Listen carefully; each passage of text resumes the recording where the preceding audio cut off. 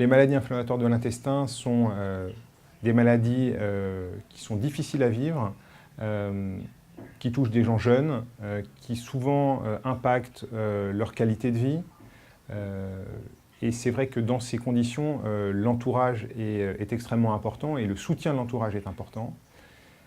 Il est aussi évident que ce sont des maladies dont il n'est pas facile de parler.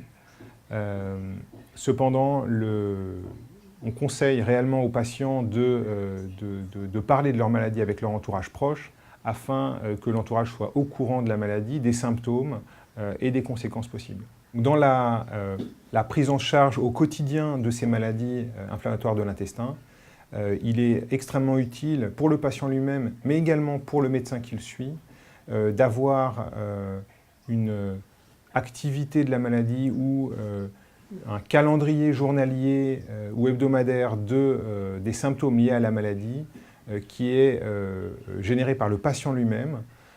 Ça facilitera le travail du médecin qui le suivra, notamment pour évaluer l'efficacité des traitements et savoir s'il ne faut pas changer de ligne thérapeutique.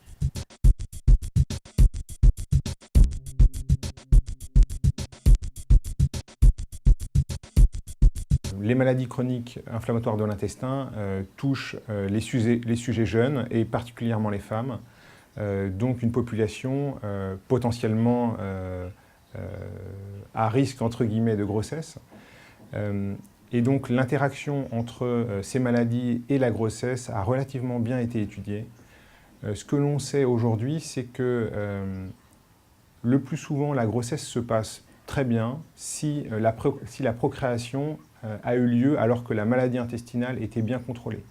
En d'autres termes, on peut, sans arrière-pensée, décider de faire un enfant si sa maladie inflammatoire de l'intestin est bien contrôlée sous le traitement médical depuis plusieurs mois.